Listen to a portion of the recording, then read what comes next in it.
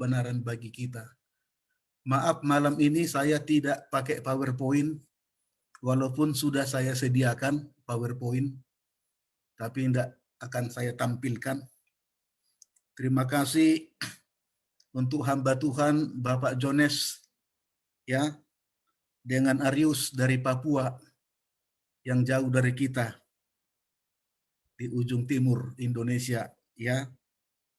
Demikian juga untuk Sartika Veronica yang ada di Malaysia, dan Ibu Deborah Simanjuntak yang selalu setia menemani kita dalam menyemangati orang-orang muda lewat Zoom ini yang berada di USA, ya.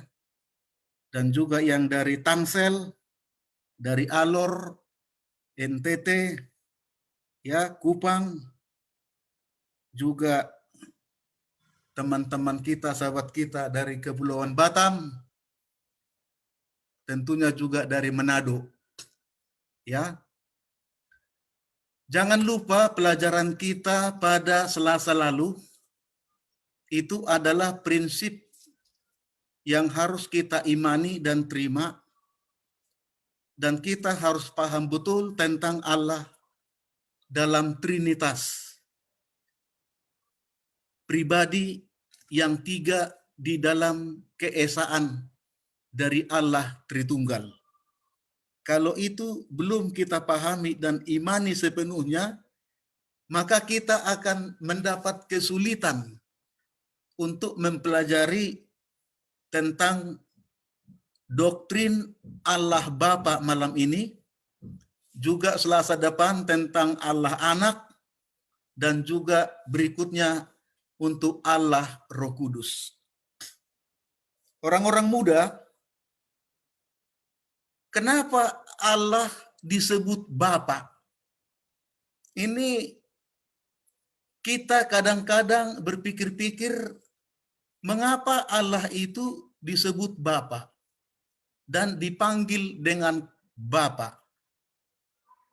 Lalu waktu Yesus datang, murid-muridnya 2 kali minta Yesus untuk mengajari murid-murid itu berdoa. Satu ada di dalam Lukas pasal 11, Yesus berbicara di bait suci, dan satu ada di Matius pasal 6, ayat 9 sampai 13, ayat 6 sampai 13. Itu ada disebutkan di satu paket khotbah di atas bukit dari Matius pasal 5, 6, dan 7. Kalau berdoa, berdoalah demikian, kata Yesus. Bapa kami yang di sorga, Pater Hemon, Tous Uranos. Pater. Dari kata pater ini muncul kata paternalistik. Budaya timur dekat kuno orang Israel, Palestina, maupun Timur Tengah, Mesir, Iran, Irak, sangat kental dengan budaya paternalistik. Jadi dengan pengaruh budaya ini, supaya dekat dan junjungan yang tinggi, hormat yang tinggi, memberikan rasa penghormatan, penghargaan, penyembahan yang tinggi, bahwa Bapa itu adalah pengayom, pelindung, dan yang paling bertanggung jawab dalam kehidupan, keselamatan rumah tangga. Dan dia adalah sumber satu-satunya kebutuhan nafkah dari semua keluarga yang ada di budaya Timur Tengah, Timur dekat kuno, orang Israel. Kemungkinan pengaruh inilah mengapa kata Bapa itu julukan yang diberikan di dalam konsep Alkitab, baik Perjanjian Lama maupun Perjanjian Baru. pertama kali disebutkan kata Bapa huruf besar, B-nya huruf besar, Bapa, itu ada di Kejadian 22 ayat 7.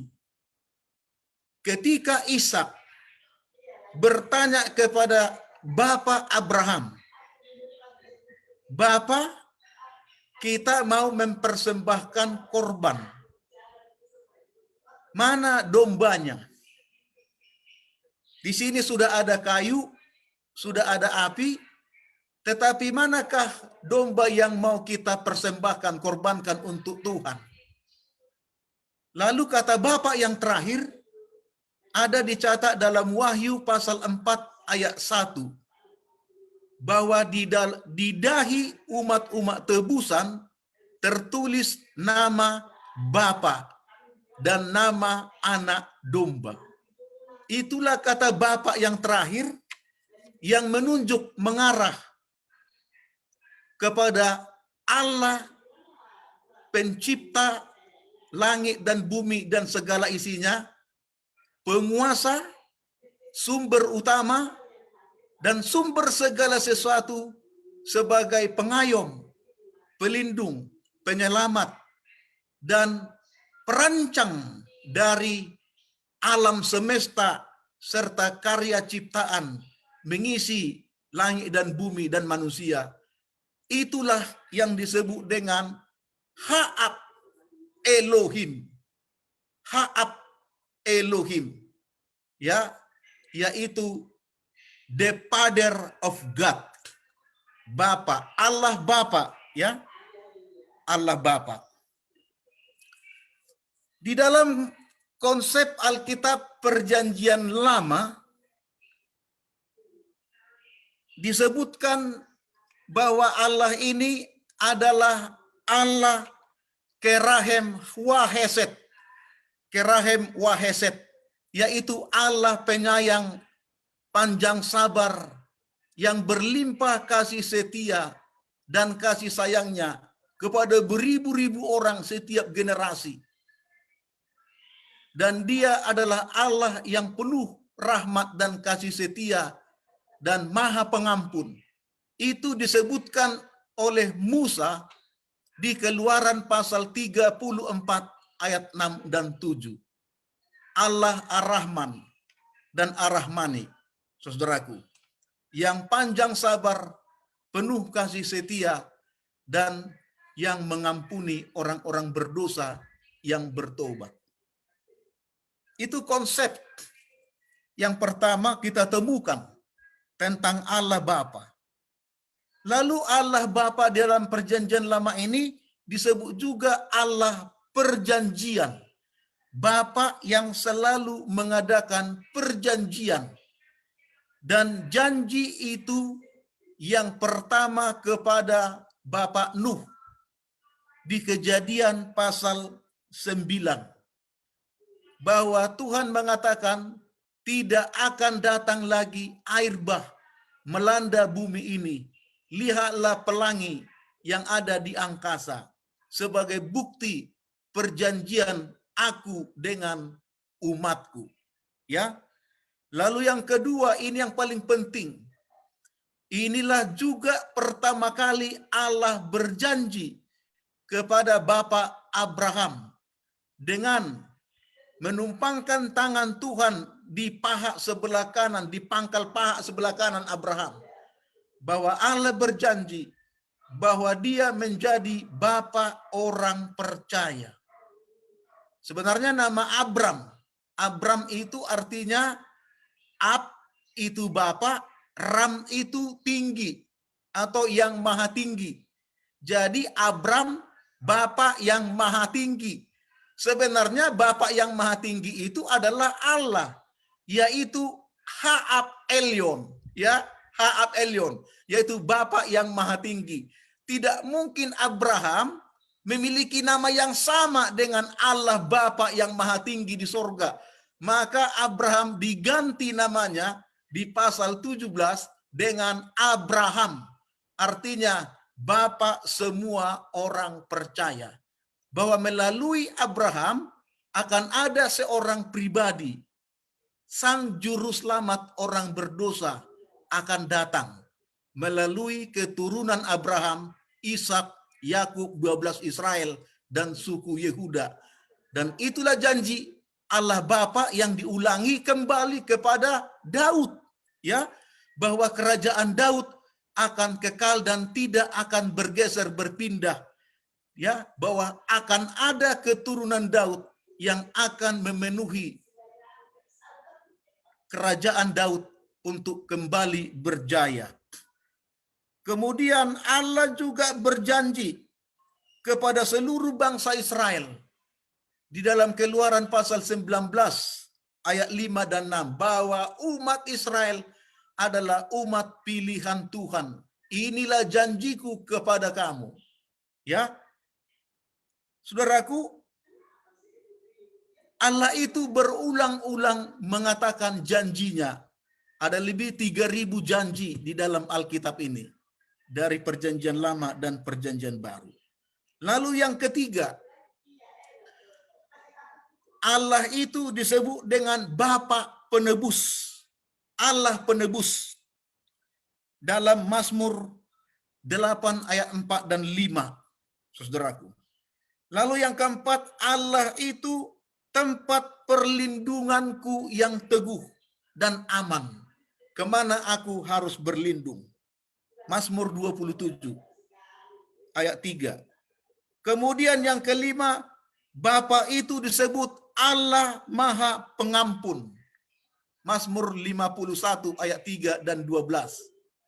Kemudian Bapa itu disebut Allah yang penuh dengan kebajikan.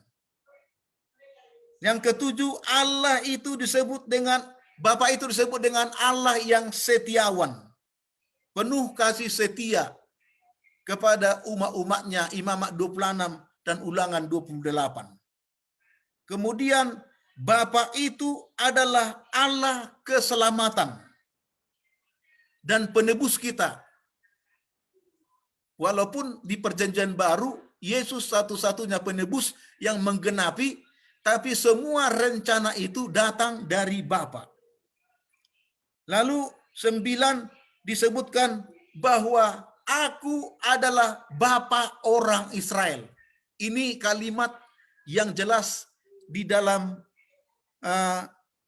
Ulangan 32 ayat 6 dan Yesaya 64 ayat 8. Allah itu sendiri berkata, aku adalah Allah Bapa orang Israel. Saudaraku, jadi sangat ditandaskan ya bahwa Allah itu Bapa. Lalu yang ke-10, Allah itu digambarkan juga sebagai suami yang setia, penuh kasih sayang dan pengampunan, walaupun istrinya tidak setia. Itu dapat kita baca riwayat hidup tentang Nabi Hosea, ya, buku Hosea, tapi dapat kita baca seluruhnya. Digambarkan di sana Hosea 2 kali menebus istrinya dari tempat persundalan. Artinya, sekalipun kamu benar-benar sudah murtad, tapi karena kamu pilihanku, aku tidak bisa menyangkal janjiku. Aku tetap suami yang setia. Artinya Allah yang penuh kasih sayang dan pengampun, saudaraku. Inilah gambaran Bapa di dalam perjanjian lama. Lalu kita pindah kepada konsep Bapa di dalam perjanjian baru. Konsep Bapa dalam perjanjian baru, ya jelas. Dikatakan bahwa Bapa itu adalah pencipta. Allah Halik pencipta langit dan bumi. Kalau kita baca dalam Yohanes pasal 1 ayat 1 sampai 3, ya. Dan 1 Korintus 8 ayat 6, bahwa Bapa adalah Allah sumber segala kebutuhan kita. Kemudian yang kedua, Bapa semua orang percaya. Kita lihat ini. Ya. Ada kata Bapa semua orang percaya. Di dalam Matius 5 ayat 45 dan 6 ayat 6 sampai 15. Artinya apa? Kalau disingkat satu kata itu jadi Abraham. Karena Abraham tadi artinya Bapa semua orang percaya yang beriman. Lalu ada kalimat di sini, Bapa semua orang percaya adalah Allah. Yang ketiga, Kristus menyebutkan bahwa Allah itu Bapa. Ya, Bapa kita yang di sorga. Doa juga diajarkan Tuhan Yesus, Bapa kami yang di sorga. Yohanes 1 ayat 18 dan Yohanes 14 ayat 9. Kemudian dikatakan juga dalam Yohanes 3:16 bahwa Bapa itu penuh kasih karunia, pemberi. Karena begitu besar kasih Allah akan dunia ini, sehingga ia telah mengaruniakan anaknya yang tunggal. Bapa menyerahkan anaknya. Allah penuh kasih karunia dan pemberi. Lalu dikatakan di kelima, bahwa Allah itu penuh dengan kesetiaan. 1 Yohanes 4 ayat 8. Lalu ayat 6. Tindakan-tindakan Kristus dalam pelayanan, dalam penyembuhan orang sakit, yang buta dicelekkan, yang bisu dapat berbicara, yang tuli dapat mendengar, yang timpang dan lumpuh bangkit berjalan, yang kusta disembuhkan, orang yang mati dibangkitkan, seperti Lazarus, anak janda di Nain, dan juga putri Yairus, untuk menyatakan kemuliaan Bapa adalah kemuliaan Kristus. Bahwa Bapa itu sumber kuasa, sumber kehidupan. Lalu digambarkan juga Bapa itu penuh kasih dalam Lukas pasal 15, perumpamaan tentang yang hilang. Dirham yang hilang, domba yang hilang, dan anak yang hilang. Dalam konsep perumpamaan anak yang hilang, yang mau ditekankan di sana adalah betapa besarnya dan dalamnya dan luasnya dan tingginya kasih Bapa kepada anaknya. Kapanpun anaknya itu pulang, dia akan terima. Sekalipun dia sudah berpoya-poya menghabiskan semua harta warisannya di perantauan. Bahkan dalam tanda kutip mungkin sudah murtad, meninggalkan Allahnya. Kenapa? Karena dia sudah bekerja di kandang babi dan kasih makan babi, bahkan makan makanan babi. Oh, saudara-saudaraku, ini menunjukkan satu tentang paling kenajisan, kekotoran, dan kekafiran. Tapi tetap juga Bapak terima. Jadi menunjukkan Allah yang luar biasa di dalam kasih. Bila mana Kristus melakukan segala perkara, dia melakukannya tidak dengan dirinya sendiri. Itu bersumber dari Bapa. Bapa mengutus aku melakukan apa pekerjaan yang ditugaskan Bapa kepadaku. Kamu lihat, kamu bisa nilai apakah ajaranku ini dari diriku sendiri atau ajaranku ini dari Bapa. Jadi Yesus itu bekerja berdasarkan daripada otoritas Bapa yang di sorga. Kenapa? Dalam Trinitas 3 pribadi ini, pribadi yang pertama dan yang utama disebutkan adalah Allah Bapa. Ha'ab Elohim, ya, Pater Theos kalau dalam bahasa Yunani, saudaraku. Baik. Apakah Bapak, Ibu, saudara dan orang muda khususnya bisa mencerna dan menerima konsep-konsep yang diajarkan Alkitab tentang Allah itu adalah Bapa, dan kita siap untuk memanggil Allah itu Bapa, dan Bapa juga menerima kalau kita memanggil dia Bapa. Tidak akan mengurangi rasa hormat kita yang sungguh-sungguh dan tinggi kalau kita memanggil dia Bapa. Saudaraku, kenapa? Karena Yesus mengajarkannya, dan semua orang Kristen dalam berbagai tulisan rasul-rasul, baik Petrus, Paulus, Yohanes, dan Yakobus, bahwa kita berhak memanggil Allah itu Bapa. Karena kita semuanya adalah anak-anak Bapa yang di sorga. Di dalam konsep hubungan keimanan, kerohanian, dan keimamatan orang percaya. Karena kita sudah ditebus oleh Kristus. Lalu kita dimasukkan menjadi bahagian, ya, dicangkokkan menjadi bahagian, ya, diadopsi menjadi bahagian keluarga besar Bapa, Allah Bapa di dunia ini, saudaraku. Itulah sebabnya Yesus menekankan, kalau berdoa, berdoalah demikian, Bapa kami yang di sorga. Karena kita semua orang Kristen, dari segi kepercayaan iman kita menerima Yesus sebagai Tuhan dan Juru Selamat, maka kita dimasukkan menjadi anak-anak Allah.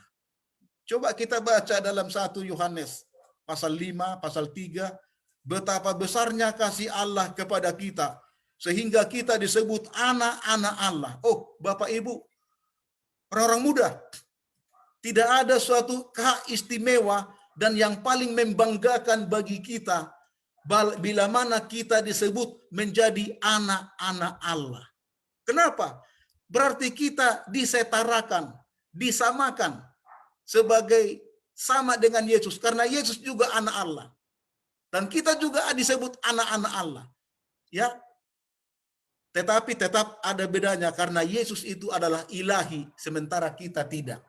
Jadi artinya ini adalah hubungan kedekatan, keharmonisan dalam satu keluarga besar Allah, dalam rohani dan keimanan kita. Maka kita disebut anak-anak Allah. Berarti kita bisa memanggil Allah itu Bapa. Waktu Yesus di atas kayu salib, kalau kita baca di dalam Markus pasal 14 ayat 36, dia katakan, ya Aba, ya Bapa, ya Abba. Panggilan yang paling dekat bagi dunia timur. Abba. Abba. Sebenarnya Abba ini bahasa Aram. Bahasa Aram yang sering digunakan sehari-hari di dalam rumah tangga dan komunitas budaya dunia timur. Abba. Kalau di Arab namanya Abi. Ya, Abi. Kalau Aram, Abba. Ya. Kalau orang Yunani, Pater. Nah, Yesus katakan, ya Abba, ya Bapa. Menunjukkan panggilan yang sangat intim. Ya. Di rumah kalau kadang-kadang hubungan kita kurang baik dengan orang tua kita, terutama ayah, ya kita bilang Bapak atau ayah, ya. Tapi kalau hubungan bapak dengan anak baik dan sangat akrab, harmonis, intim, maka anaknya akan panggil ayahnya Abah. Abah. Orang Arab bilang Abi. Seperti itulah budaya di dunia timur. Lalu Yesus mengatakan, ya Abba, ya Bapa. Ya. Lalu waktu Yesus bangkit dari kematian, dia bertemu dengan Maria Magdalena di kuburan Yesus itu. Lalu karena Yesus memperkenalkan dirinya, yang tadinya Maria tidak tahu, lalu dengan suara itu dia kenal bahwa itu Yesus.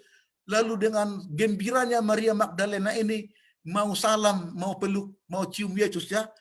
Karena sudah terjadi sesuatu yang luar biasa, kebangkitan. Lalu Yesus katakan, jangan sentuh aku, karena aku belum pergi kepada Bapamu dan Bapakku, Allahku dan Allahmu. Jadi aku akan pergi kepada Bapakku dan Bapamu, Allahku dan Allahmu. Artinya, Yesus mau katakan bahwa Allah Bapa itu adalah Bapamu juga, bukan hanya Bapakku, kata Yesus, ya. Jadi itulah sebabnya kita berdoa seperti, tidak ada doa yang paling dekat, tetapi rasa hormatnya paling tinggi ketika Yesus mengatakan, Bapa kami yang di sorga.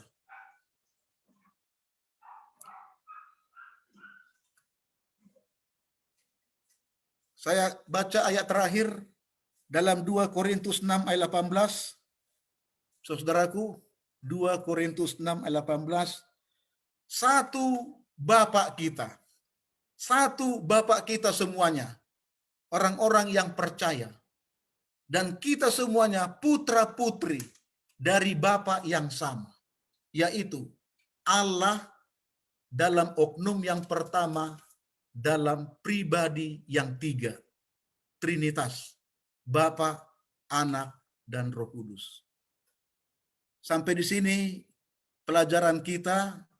Kalau ada yang mau bertanya, menambahkan informasi, boleh. Mana yang mau kita diskusikan, kita perdalam, boleh. Kalau ada yang bertanya, silakan mau bertanya. Saya serahkan ruang ini kepada moderator, kepada host kita.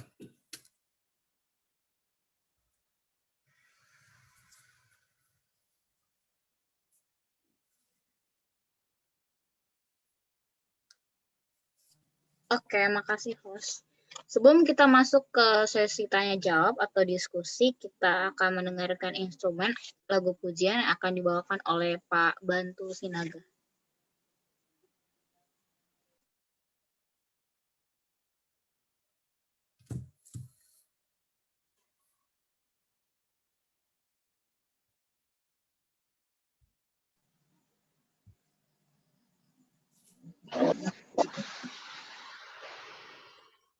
Kedengaran Bapak Ibu?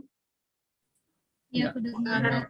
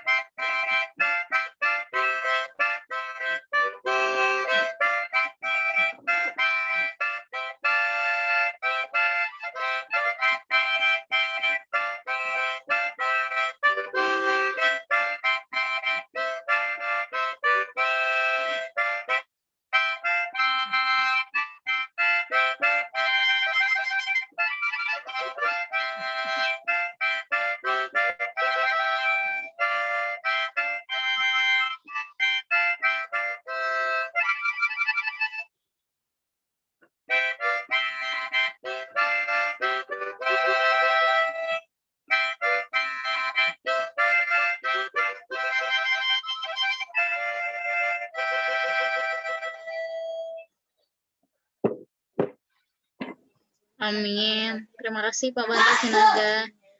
Instrumennya bagus sekali ya. Sekarang kita akan membuka sesi.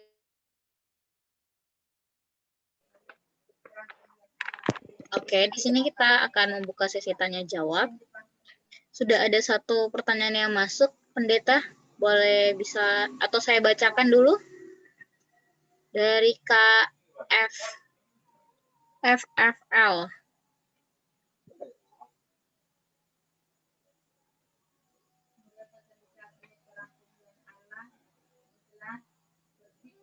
Boleh langsung dijawab, Pendeta? Baik, terima kasih. Sahabat kita, siapa ini? FL ya. Sahabat kita FL. Tapi sebelumnya terima kasih dulu untuk Bapak Sinaga. Semangat luar biasa harmonikanya, ya. Bila mana namaku dipanggil, ku ada di sana, luar biasa. Ya. Dan luar biasa juga tadi kur, ya, dari PA apa tadi? PA Medan Selatan ya? Medan apa tadi? Medan Teladan ya? Ya, Iya, GMHK Medan Selatan. ya, GMHK Teladan. Medan, Medan Selatan ya, yang sangat luar biasa. Ada janji berkat di sana bila kita hidup rukun dan damai sebagai satu saudara, ya. Kalau dalam bahasa Ibrani hinemato humanayim gam yahat katanya, ya. Hinemato, lihatlah betapa baiknya dan indahnya kalau kamu hidup rukun dan damai. Berkat Tuhan akan mengalir.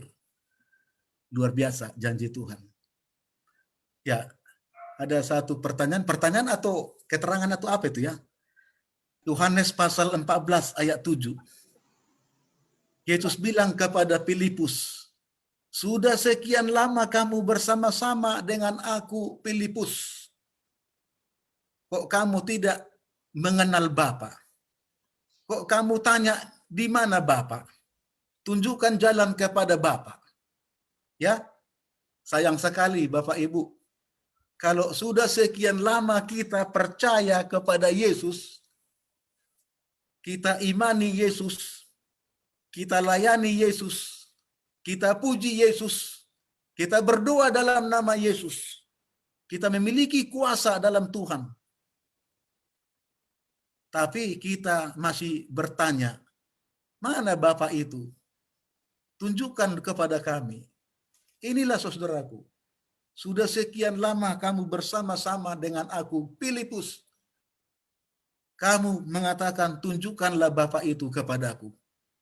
Kalau kamu sudah lihat aku, kata Yesus, sudah lihat aku, kata Yesus, kamu sudah melihat Bapa.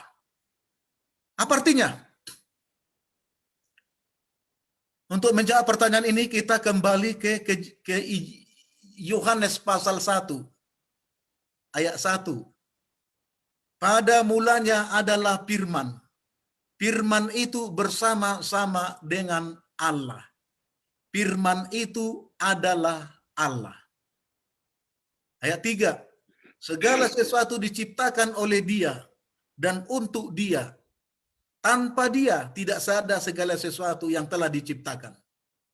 Lalu firman itu yang bersama dengan Bapa dalam menciptakan langit dan bumi dan segala isinya, menjelma menjadi manusia. Yesus dalam ayat 4, firman itu telah menjadi manusia, diam di antara kita, supaya, ini dia. Untuk menjawab pertanyaan tadi, apa yang dilihat? Kalau kamu sudah lihat aku, kamu sudah lihat Bapa, kata Yesus. Apa yang kita lihat dari Yesus? Apa yang ditunjukkan Yesus kepada kita melalui dirinya tentang Bapa? Ayatnya ayat 14. Supaya setiap orang melihat kemuliaan Allah, itu satu. Lalu yang kedua, masuk, mengerti dan menerima kebenaran Allah. Yang ketiga, bahwa Allah itu penuh kasih karunia. Kamu akan penuh dengan berkat-berkat Tuhan, karunia Tuhan. Lalu kita sambung dengan ayat 18. Yesus menekankan, tidak ada seorang pun di dunia ini yang pernah melihat Bapa kecuali Anak Allah yang menyatakannya. Jadi Yesus Kristus datang menjelma Allah menjadi manusia untuk menyatakan kepada orang berdosa siapa sesungguhnya Allah itu dan Allah yang dipanggil dengan Bapa itu, yaitu Bapa pencipta, penebus, pemelihara, penguasa alam semesta, dan sumber daya segala kebutuhan makhluk hidup dalam kemuliaan, dalam kebenaran, dan di dalam penuh kasih karunia. Inilah yang mau ditunjukkan Yesus kepada Filipus. Jadi kalau kamu belum merasakan itu dari saya, dari kata Yesus, dan belum kamu lihat itu dalam kehidupanmu, berarti kamu belum mengenal Bapa. Nah, saudaraku, aplikasinya, adakah di antara kita seperti itu? Belum merasakan kasih Bapa? Belum menikmati karunia dari Bapa? Belum bersuka cita dengan keselamatan yang diadakan Bapa? Berkat-berkat dari Bapa? Ya, dan kita belum masuk ke dalam kebenaran yang sesungguhnya dari Bapa lewat Yesus Kristus. Karena Yesus Kristus katakan, akulah kebenaran itu. Dan akulah sumber kehidupan itu. Jadi ini yang mau ditonjolkan. Tapi yang satu lagi mau ditonjolkan adalah kemuliaan Bapa itu. Kemuliaan Bapa itu, karakternya, tabiatnya yang hilang karena dosa di Kejadian pasal 3. Yang tadinya diciptakan menurut gambar dan rupa Allah, hilang. Itulah yang mau ditunjukkan Yesus kepada orang berdosa. Jadi barang siapa sudah lihat aku, dia sudah bilang Bapa, seperti aku ini, karakterku ini, tabiatku ini, kehidupanku ini, kata Yesus. Itulah Bapa itu sendiri, seperti aku ini di sorga. Bapak Ibu, orang-orang muda, itu yang mau ditekankan oleh Yesus kepada Filipus untuk menjawab pertanyaannya, tunjukkanlah Bapa itu. Dan tentunya kepada semua murid, dan sekarang untuk kita sebagai umat-umat Tuhan. Baik, ada di sini saya lihat yang raise hand, yaitu Ita Marican dari Sinaga dari Sidikalang. Saya tahun 83 pernah jalan-jalan ke Sidikalang. Iya. Kayaknya Sidikalang sudah hebat sekarang, maju. Baik, silakan Ita Sinaga. Menjadi pertanyaan saya ini, Pak. Saya kan adalah seorang pribadi yang belajar tentang Tuhan. Jadi, Pak, di sekitar saya, semua orang mengerti tentang Trinitas, ketertunggalan, atau tidak semua orang mengerti. Semua orang mengerti tentang Bapa. Jadi, Pak, yang menjadi pertanyaan saya, bagaimana saya untuk bertanggung jawab kan bukti bahwa itu adalah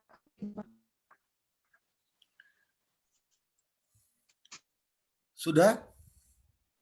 Sudah, Pak. Sudah, terima kasih Ita. Pertanyaannya sangat menarik. Ya.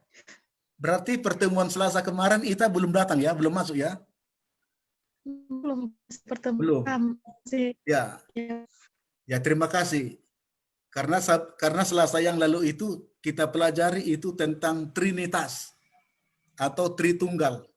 Allah yang Esa dalam 3 pribadi, Bapa, Anak, dan Roh Kudus. Dan sekarang kita pelajari tentang pribadi dan peranan dari Allah Bapa. Selasa depan, ini yang lebih luas, lebih dalam lagi tentang Allah Anak Yesus Kristus. Lalu Selasa depannya lagi untuk 2 minggu ke depan tentang Allah Roh Kudus. Jadi supaya kita dapat menangkap doktrin ini dan poin-poin yang mau ditekankan dalam doktrin dari keallahan ini, saya minta untuk hadir dalam sesi-sesi untuk pelajaran kita. Terima kasih pertanyaannya. Sampai sekarang ini perdebatan tidak putus-putusnya antara orang yang percaya dan mengimani, menerima Allah yang Esa itu 3 pribadi, Bapa, Anak, dan Roh Kudus, yang kita sebut dalam istilah kita dari biblikal terminologi, istilah-istilah Alkitab, Trinitas atau Tritunggal. dalam istilah teologi disebut dengan Trinitarianism. Trinitarianism, yaitu paham yang percaya dan menerima bahwa Allah itu 3 pribadi, Bapa, Anak, dan Roh Kudus.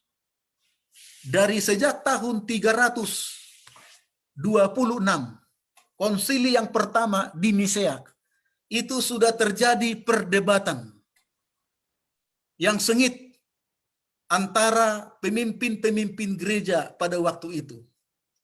Lalu sambung lagi kepada 338 Masehi, konsili di Kalsedon.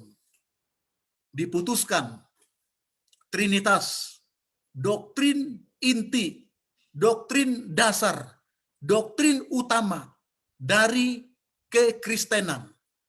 Kalau orang tidak menerima, tidak percaya dan menerima doktrin Trinitas, 3 pribadi Allah, Bapa, Anak, dan Roh Kudus, maka itu bukan gereja.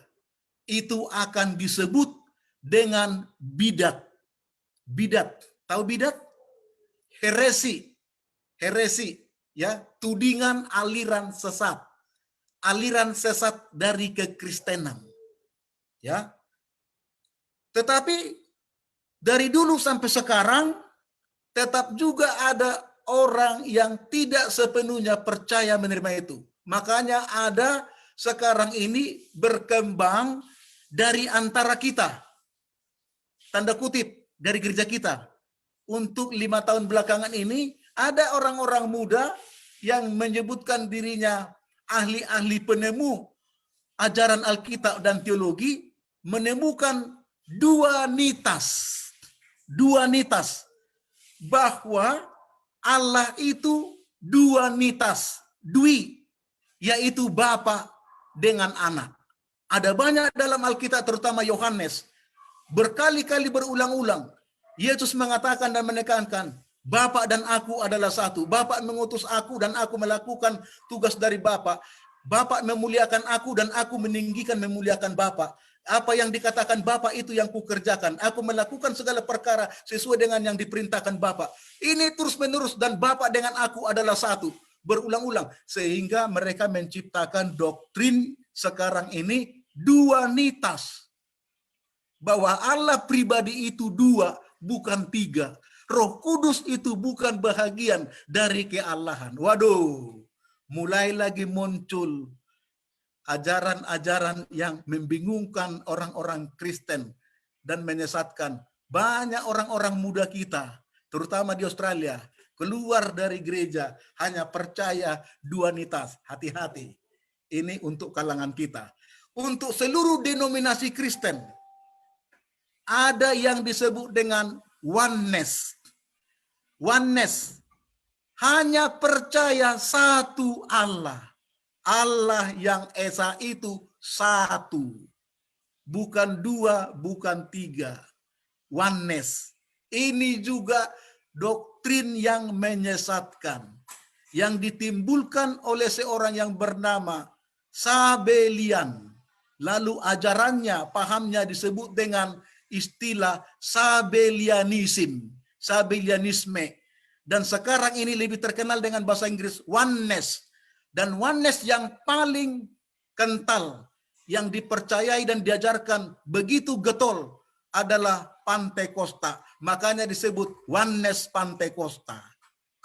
Hati-hati Bapak Ibu. Inilah doktrin dasar kita. Kalau kita tidak percaya dan menerima, mengimani doktrin Trinitas, berarti itu bukan Kristen dan itu bukan gereja yang benar. Jadi mari kita pahami sedikit demi sedikit. Ya mungkin saya terlalu cepat ngomongnya atau apa, tapi tolong Ita untuk bisa mengerti dan menangkap apa yang saya mau maksudkan. Saya mau tandaskan. Alkitab mengajarkan dan Yesus menandaskan ajaran itu. Dalam Matius pasal 28 ayat 19. Pergilah ke seluruh dunia, ajarlah mereka, dan baptislah mereka dalam nama Bapa, Anak, dan Roh Kudus. Berarti ada di sana 3 pribadi keallahan, Bapa, Anak, dan Roh Kudus. Ya, jangan lupa itu. 2 Korintus pasal 13 ayat 11 dan 13. Rasul Paulus kalau kirim surat selalu diakhiri, kirim surat kepada jemaat-jemaat selalu diakhiri dengan kasih karunia Allah Bapa dan kasih Yesus Kristus dan persekutuan Rohul Kudus menyertai kamu sekalian. Jadi selalu ditekankan ada 3 pribadi itu, Bapa, Yesus Kristus, dan Roh Kudus. Ya, lalu 1 Yohanes 5 ayat 7, Yohanes juga menekankan ada 3 yang bersaksi di sorga, Bapa, Firman, Firman itu Yesus, dan Roh Kudus. Jadi doktrin Trinitas ini, Bapa ya Allah yang Esa ini 3 pribadi, ya itu bukan ajaran manusia, itu ajaran Yesus, ajaran Tuhan Yesus dan ajaran Alkitab. Dan ini sudah ada di dalam zaman rasul-rasul. Ya. Jadi kalau ada sekarang berkembang yang menyesatkan, hati-hati. Di luar daripada ajaran ini, hati-hati. Nah, bagaimana Ita? Boleh ditangkap yang saya maksudkan? Boleh ditangkap, boleh dimengerti? Kalau kurang paham, tanya lagi, nggak apa-apa. Karena tujuan kita adalah semua kita mengerti rencana Tuhan dan kehendak Tuhan untuk kita.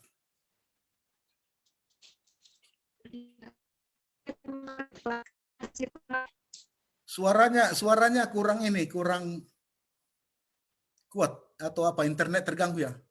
Kurang jelas. Sudah bisa diterima? Bisa terima.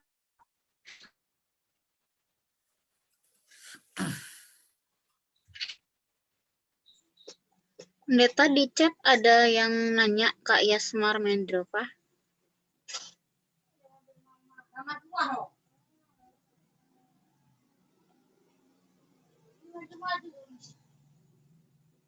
Kak Farlan juga.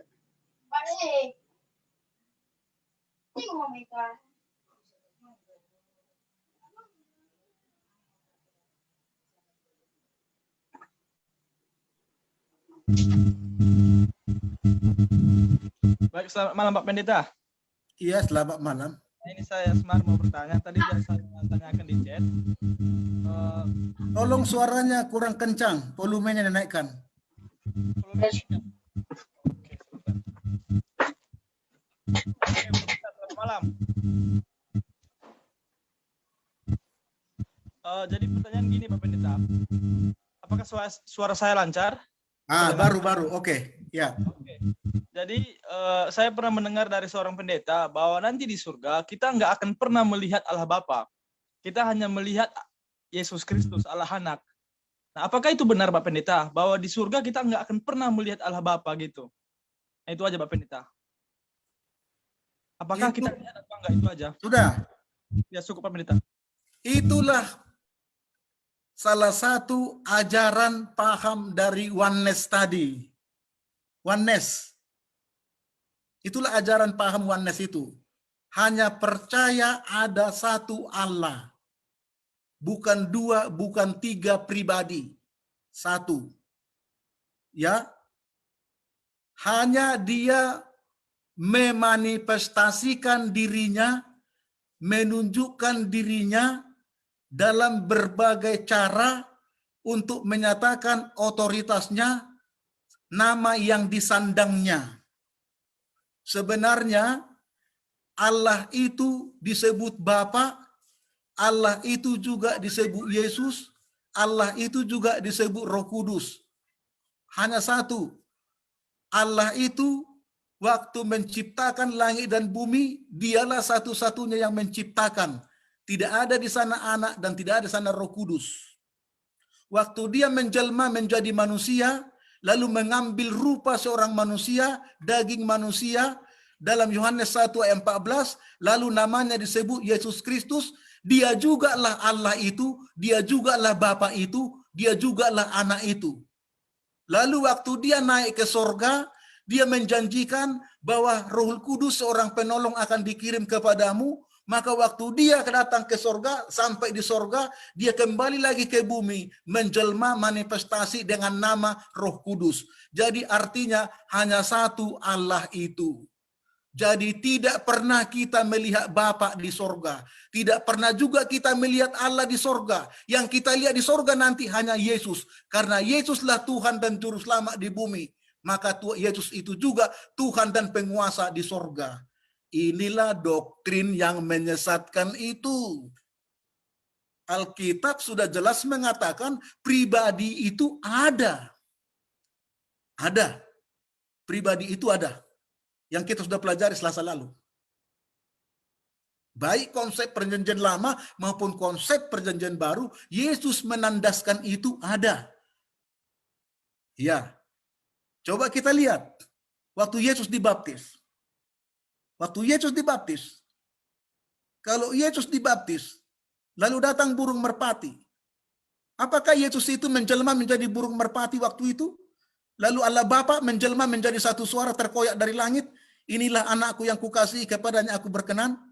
Lalu kita baca juga dalam Lukas pasal 1, ayat 30 sampai 33. Hai Maria, diberkatilah engkau dan berbahagialah engkau. Kenapa? Katanya kepada malaikat. Karena engkau mendapat kasih karunia dari Allah yang maha tinggi. Allah yang maha tinggi itu sebutan untuk Bapa. Engkau akan mengandung. Dan engkau kandung itu adalah anak Allah. Karena hasil kuasa Roh Kudus. Jadi dapat karunia dari Allah yang maha tinggi itu Bapa. Yang dikandung Maria itu adalah anak Allah. Tapi yang dikandung dari hasil pekerjaan Roh Kudus. Ada 3 pribadi di sana. Ada 3 pribadi di sana disebutkan oleh malaikat itu yang memperkenalkan diri kepada Maria. Ya, lalu Yesus sendiri waktu mau menyelesaikan pekerjaannya, mau naik ke surga, lalu dia tekankan kembali Bapa, Anak dan Roh Kudus tadi di Matius pasal 28 ayat 19 itu. Jangan lupa itu. Ya. Itu loh, 3 pribadi loh. Ada. Bahkan Yohanes tadi katakan apa? Dalam 1 Yohanes 5 ayat 7. Ada 3 di sorga. Ada 3 pribadi di sorga yang bersaksi nanti untuk kita. Siapa? Bapa, Firman, itu Yesus, dan Roh Kudus. Jadi kita ketemu 3-3 nanti di sorga. Kenapa? Karena pribadi. Kecuali roh. Roh awan, roh angin, roh gentayangan. Nggak bisa kita lihat, hanya bisa kita rasakan. Kan pribadi. Kalau pribadi apa artinya pribadi? Ini saya pribadi ini loh. Saya bukan roh. Kalau saya roh bisa gentayangan saya kemana-mana. Badan saya di sini, tapi roh saya di mana-mana bisa gentayangan. Manusia kan nggak seperti itu. Pribadi. Jadi Bapa, Anak, dan Roh Kudus itu pribadi. Ya. Oke. Baiklah kita menciptakan manusia menurut gambar dan rupa kita. Kejadian pasal 1 ayat 26. Kita ciptakan manusia menurut gambar dan rupa kita. Ini ada rambut, ada dahi, kening, ada telinga, ada mata, ada hidung, ada mulut. Ya, ini kita punya pribadi, ini kita punya tubuh. Seperti ini. Berarti Tuhan itu seperti ini juga. Gitu loh.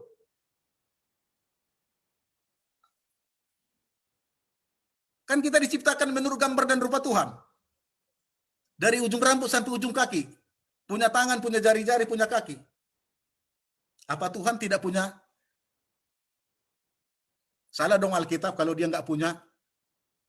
Seharusnya diciptakan kita roh-roh yang gentayangan. Karena Tuhan itu roh gentayangan. Oke Osmar. Jangan terpengaruh dengan bisikan-bisikan dari aliran-aliran yang lain. Ya Pak Pen, terima kasih Pak Pen. Namun ini yang mengatakan itu adalah pendeta Advent. Dia percaya Trinitas, dia jelaskan Trinitas. Dia percaya Roh Kudus, dia jelaskan Roh Kudus. Nah, namun katanya itu bahwa di surga nanti kita nggak dia diakui adalah Bapa, namun kita nggak akan pernah jumpa gitu, nggak akan pernah kita lihat Allah Bapa, kita hanya pernah lihat Yesus itu. Mana Jadi- ayatnya? Mana ayatnya? Saya belum pernah temukan ayat seperti itu. Jadi saya nggak berani Ya, untuk Nah. menjawab seperti itu. Kalau ada ayatnya saya temukan dalam Alkitab, saya bisa pertahankan tesis saya. Karena nggak ada, maka saya pertahankan tesis saya. Ada Allah Bapa di sorga. karena kan dibilang nggak ada yang pernah melihat Bapa gitu. Nah, jadi mungkin dari situ pendeta itu ambil. Jadi oke lah pada malam hari ini Oke. jadi jelas gitu bahwa memang bisa kita lihat nanti Bapa di surga, 3 pribadi itu. Jadi bukan hanya Yesus. Jadi selama ini kupikir, oh apa ya nanti di surga aku hanya lihat Yesus saja. Jadi di mana Allah Bapa itu? Kayak itu kan. Oh, jadi ternyata itu salah ya Pak Pen ya. Itu orang Advent juga, pendeta Advent yang ngomong. Ya, jadi begini, Yohanes 1 ayat 18. Ya, jangan lupa nanti. Baca dulu baik-baik. Tidak ada seorang pun yang pernah melihat Bapa kecuali siapa?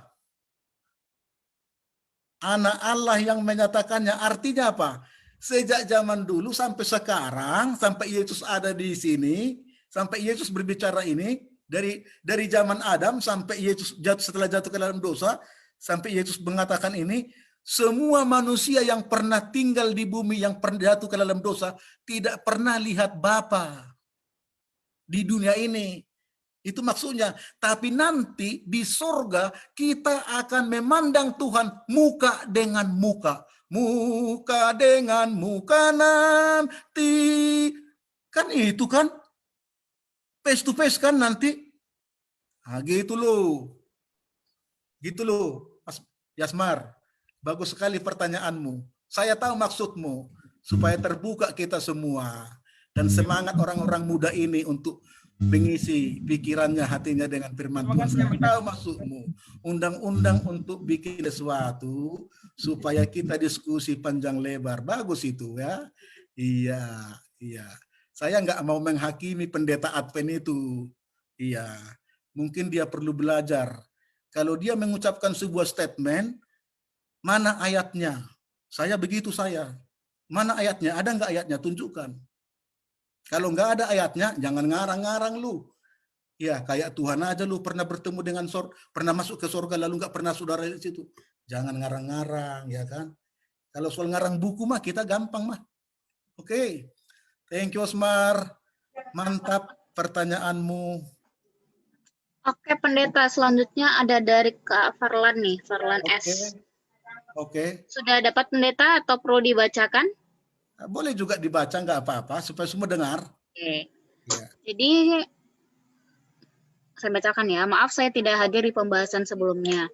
Di dalam Matius 24 ayat 36, tetapi tentang hari dan saat itu tidak seorang pun yang tahu. Malaikat-malaikat di sorga tidak, dan anak pun tidak. Hanya Bapa sendiri. Apakah memang Yesus tidak tahu tentang kapan dia akan datang kembali? Atau itu hanyalah perkataannya karena dia masih sebagai manusia? Tetapi sebagai Tuhan, dia juga tahu kapan dia akan kembali pada kedatangannya kedua kali. Boleh ada penjelasannya Pak Pendeta? Terima kasih. Kemudian dari orang yang sama masih ada Pak Pen. Selanjutnya. Itu yang pertama. Yang kedua, satu lagi Pak Pendeta, perbandingan kata keluar dalam di Yohanes 8 ayat 42 dan Yohanes 15 ayat 26. Di Yohanes 8 ayat 42, aku di situ dekat Yesus keluar dan datang dari Allah.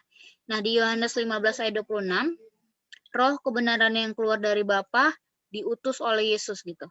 Boleh diterangkan apakah keluar di kedua ayat ini sama pengertiannya? Silakan Pak Pendeta.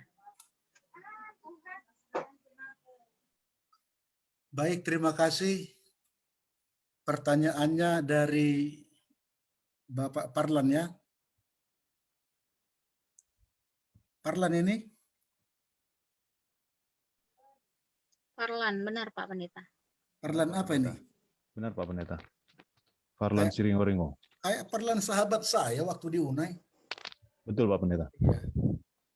Iya, ini wajahnya kelihatan. Nah, terima kasih pertanyaannya sahabatku Bapak Parlan. Iya. Ini nggak tahu atau hanya membawa anak-anak muda ini supaya terbuka pikirannya juga kayak Mendropa tadi ya, Yasmer tadi. Saudaraku, Kenapa? Apa yang menjadi kunci kedatangan Yesus? Apa yang menjadi kunci kedatangan Yesus? Pekabaran Injil ke seluruh dunia, Pak Pendeta. Di dalam Ibrani pasal 7 sampai 10. Apa tugas Yesus di sana? Menjadi imam besar dan pengantara kita. Pekerjaannya di bilik yang maha suci di sorgawi. Kalau dia sudah menyelesaikan pekerjaannya, maka dia akan keluar dari bilik suci maha suci itu.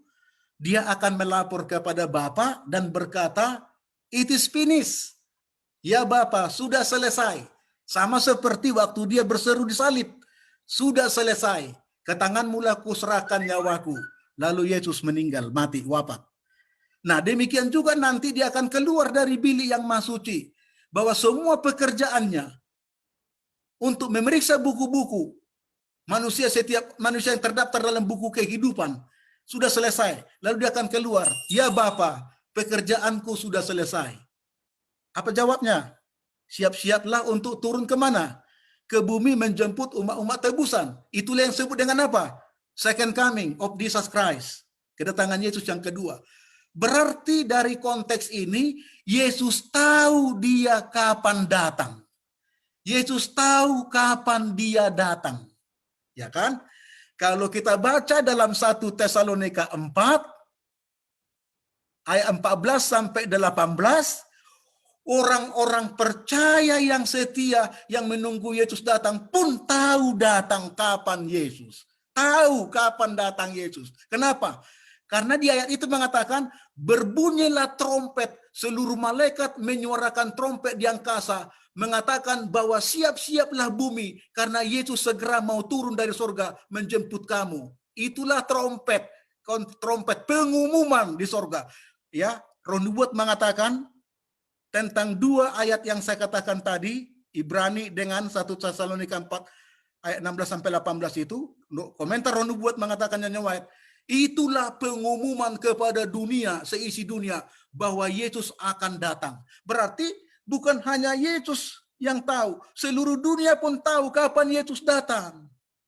Lalu apa hubungannya dengan Matius yang mengatakan tadi, tidak seorang pun yang tahu tentang kedatangannya, anak pun tidak, dalam kurung, Yesus pun tidak, hanya Bapa saja yang tahu. Maksudnya apa sih? Yesus sedang berbicara dari segi manusianya, bukan keilahiannya. Jangan lupa Yesus itu dua nature. Yesus itu dua nature, ilahi dan manusia. Jadi dia berbicara dari segi manusia, supaya manusia jangan coba-coba untuk bikin kalkulasi-kalkulasi, perhitungan-perhitungan tahun-tahun, lalu tentukan tanggal-tanggal dari jam tentang kedatangan Tuhan. Sehingga seorang pun manusia bisa tahu itu. Karena kedatangan Yesus seperti pencuri tengah malam katanya. Artinya apa? Yesus tahu kok kapan dia datang.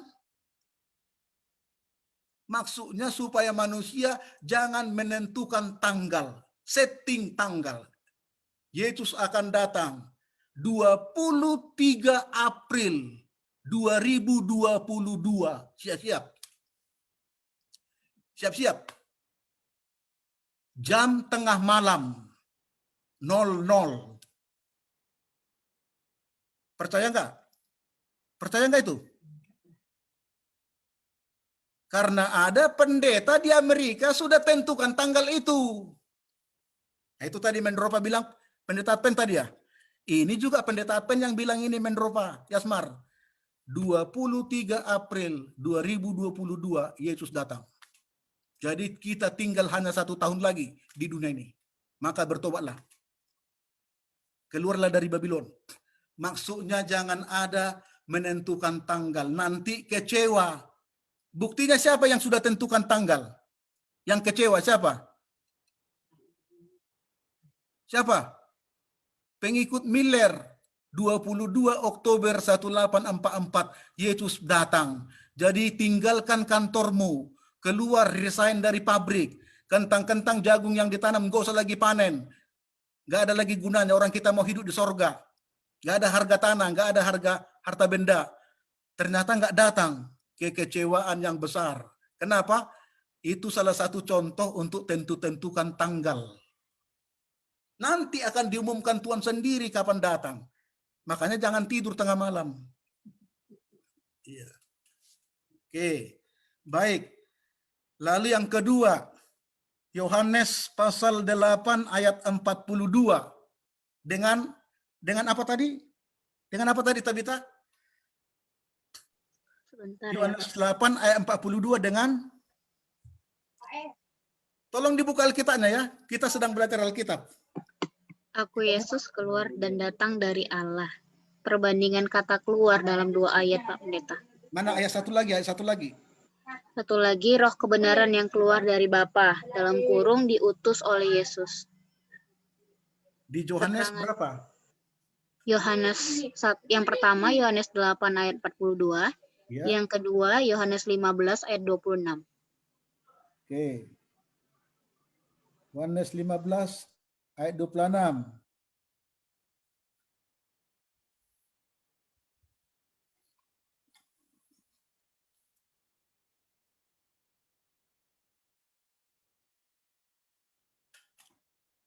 Apa arti keluar di sana?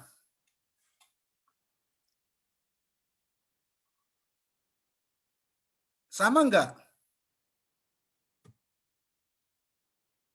Sama ya? Jikalau Allah adalah Bapamu, kamu akan mengasihi aku, sebab aku keluar dan datang dari Allah. Sudah? Keluar dan datang dari Allah. Yesus itu keluar maksudnya dari kelompok keallahan. Jadi ada satu kelompok, satu grup, satu tim, Bapa, Anak, dan Roh Kudus, keallahan. Yesus keluar dari sana, keluar dari sorga, datang kepada dunia. Ya, datang kepada dunia. Exouso. Sama dengan datang kedua kali. Exouso juga. Ya, artinya apa? Yesus itu keluar dari tim 3 pribadi, Bapa, Anak, dan Roh Kudus untuk menggenapi rencana Allah kepada orang berdosa. Lalu apakah sama dengan keluar dari Yohanes 15 ayat 26? Jikalau penghibur yang akan kuutus dari Bapa datang, yaitu Roh kebenaran yang keluar dari Bapa. Roh Kudus itu juga keluar dari tim keallahan. Ya. Jadi artinya apa?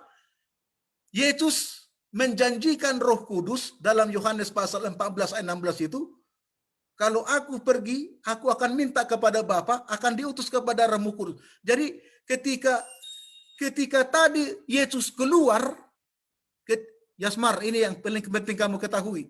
Ketika Yesus keluar dari tim keallahan, berarti di sorga tinggal 2, Bapa dengan Roh Kudus. Karena Yesus sudah keluar dan ada di bumi. Lalu sekarang Yesus mau masuk lagi ke sorga dan masuk lagi kepada tim keallahan itu, maka gantinya Roh Kudus yang keluar. Roh Kudus yang keluar dari tim keallahan untuk bekerja bagi kita sekarang ini, menginsapkan dunia, menuntun orang berdosa supaya bertobat, membawa orang berdosa masuk ke dalam kebenaran Kristus. Dia adalah penolong, penghibur yang sejati, meneguhkan iman kita, menyemangati kita, memotivasi kita, dan memberikan berbagai karunia, bakat, talenta kepada kita untuk kita bisa berkarya kepada Tuhan. Itulah pekerjaan Roh Kudus sekarang, karena dia sudah keluar dari tim keallahan. Jadi di sorga tinggal 2, yaitu Allah Bapa dengan Yesus. Terima kasih. Itu yang bisa saya berikan. Kalau ada yang mau menanggapi, menambahkan, silahkan. Kalau Parlan sepertinya kurang berterima, boleh juga sanggah. Nggak apa-apa. Namanya kita diskusi. Iya. Ya Pak Kita Pendeta, diskusi. terima kasih banyak. Semoga suara saya terdengar ya. Suara saya jelas Terdengar, ya? Pak. Oh ya. Jelas. Pak Pendeta, terima kasih. Jadi beberapa tahun lalu saya pernah dengar khotbah dari pendeta bukan Advent. Dia bilang begini, bahwa waktu Yesus keluar dari kealahan itu berarti ada pertama di zaman dahulu kala ada Allah Bapa yang satu. Lalu Yesus keluar dari dia. Jadi Yesus itu seperti muncul. Jadi Yesus itu punya awal. Itu yang saya dengar. Tapi saya nggak percaya itu, makanya saya coba baca-baca lagi, saya coba cari referensi-referensi, dan saya hanya mau supaya saya dikuatkan kembali, dan juga mungkin buat yang lain yang mungkin pernah berpikiran seperti itu.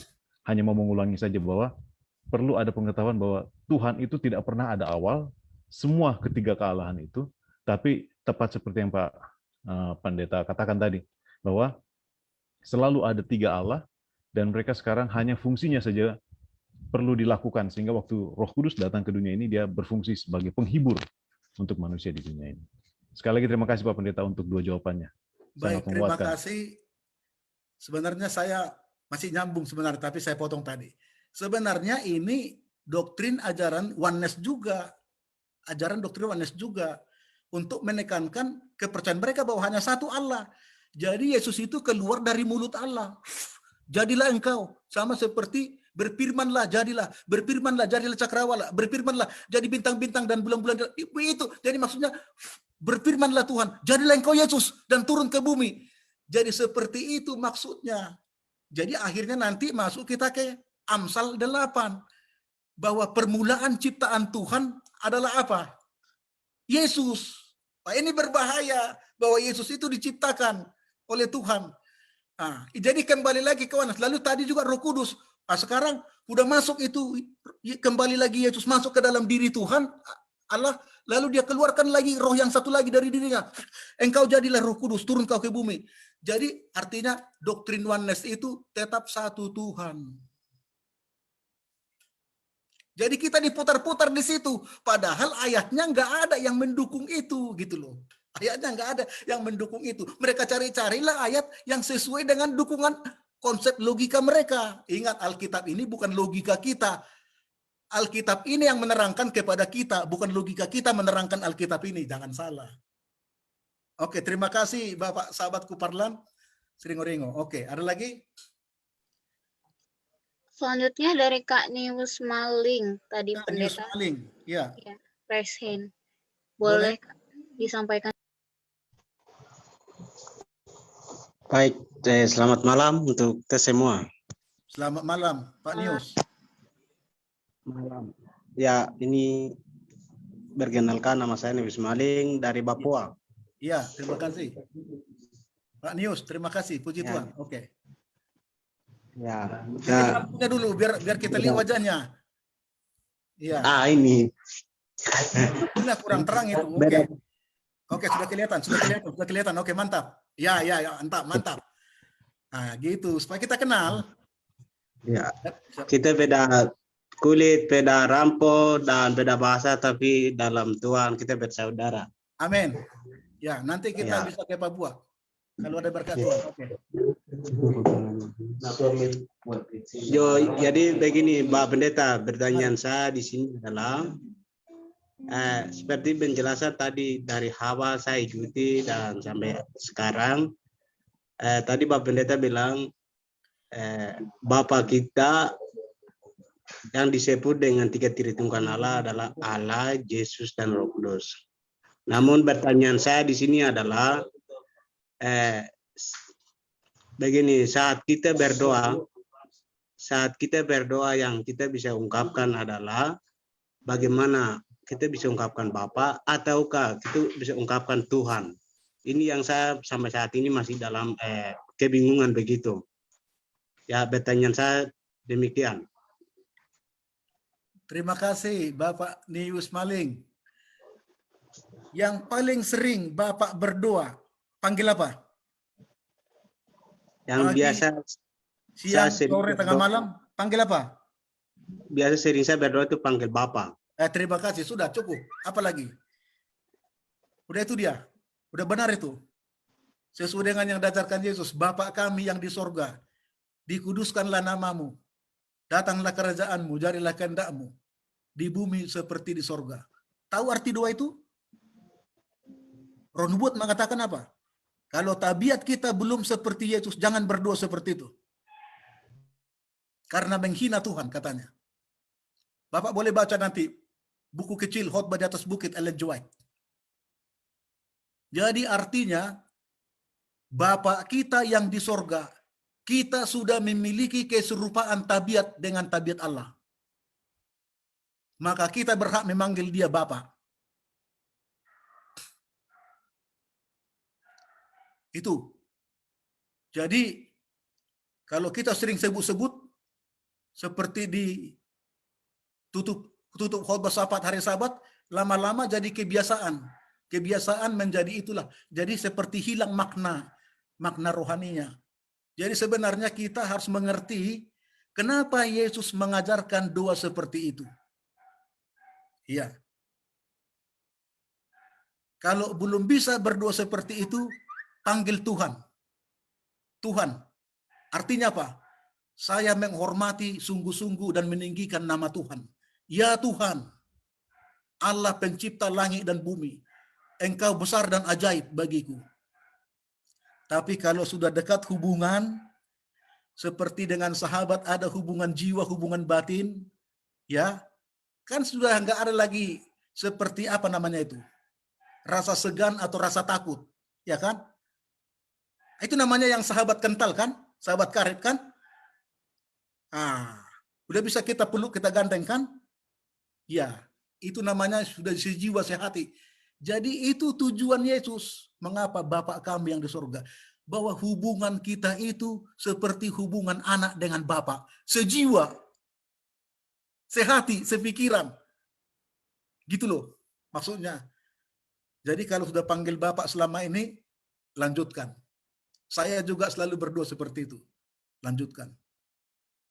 Oke? Tapi mau panggil Allah pencipta, mau panggil Tuhan Yesus, ya, mau panggil Yahweh juga, ya silap. Seperti sekarang ini ada banyak aliran, panggil Tuhan katanya, panggil Allah katanya harus Yahweh. Nggak boleh panggil Allah, karena Allah itu bahasa Arab. Jadi Alkitab ini nggak ada bahasa Arab. Jadi jangan seperti itu, fanatik nggak menentu namanya itu. Ya kan? Ya. Tuhan Yesus, terima kasih. Boleh, nggak apa-apa. Bahkan dikatakan Yesus, kalau setiap kali kamu berdoa, mintalah atas nama aku katanya kan. Namaku katanya kan, maka Bapa akan mengabulkannya. Artinya apa? Yesus mau tekankan bahwa dia pengantara antara manusia dengan Bapa di sorga. Nah, itu. Jadi Bapak Nius Maling, jangan ragu-ragu berdoa dan memanggil Bapa yang di sorga, Tuhan Yesus, Tuhan Allah, ya, Allahu Akbar, Allah Maha Besar.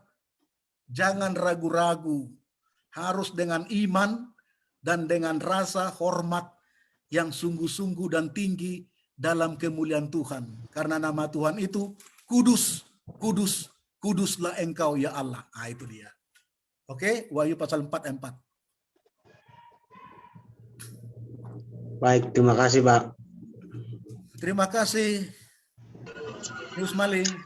Tuhan berkati. Oke, Pendeta, sebelum kita ke pertanyaan dari Kak Kevin Ruruk, Kak Vian mau nanya nih. Boleh Kak Vian disampaikan secara langsung? Nanti habis ini Kak Asmar ya. Halo, apa Kak Vian masih join? Oh, iya ya. Bentar ya. Oke, udah.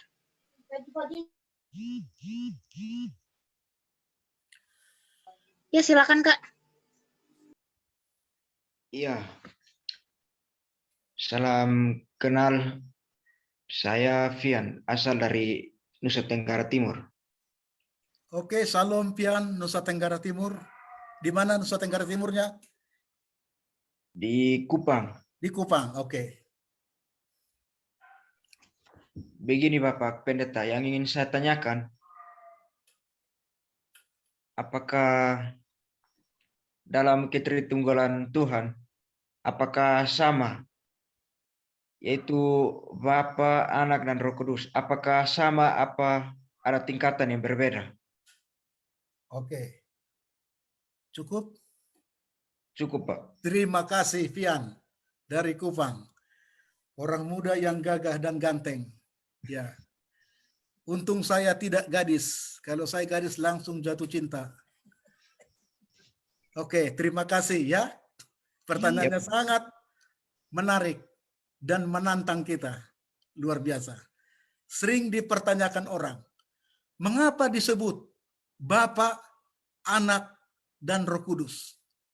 Berarti ada tingkatan. Tingkatan 1, tingkatan 2, tingkatan 3. Oknum pertama, oknum kedua, oknum ketiga. Berarti derajat tinggi, lebih, dan di bawah.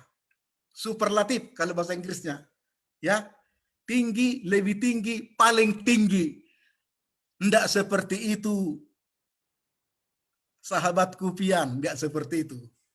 Enggak. Ini hanya sebutan mau mengatakan bahwa yang pertama oknum itu adalah Bapa karena dia sumber daya segala sesuatu di alam semesta ini. Dia penopang kehidupan. Dia perancang, dia pencipta, dan dia penguasa di dunia ini. Lalu oknum yang kedua, Anak Yesus Kristus, pelaksana tugas sebagai mediator, pengantara yang menjembatani dan mendamaikan antara orang berdosa dengan Allah. Karena dosa yang memisahkan kita antara sorga dengan bumi dan antara orang berdosa dengan Tuhan yang suci. Dosa yang memisahkan kita. Sekarang Yesus datang menjembatani, menghubungkan, mediator dan pengantara serta imam besar kita. Jangan lupa itu, ya. Itu tugasnya. Lalu Roh Kudus tugasnya, fungsinya adalah wujud kealahan untuk melaksanakan misi sekarang di atas muka bumi. Jadi yang ada itu bukan kuasa, bukan otoritas, bukan level, bukan kelas, bukan tinggi rendah, bukan hierarki, bukan kasta. Dari ketiganya itu berbeda. Bukan.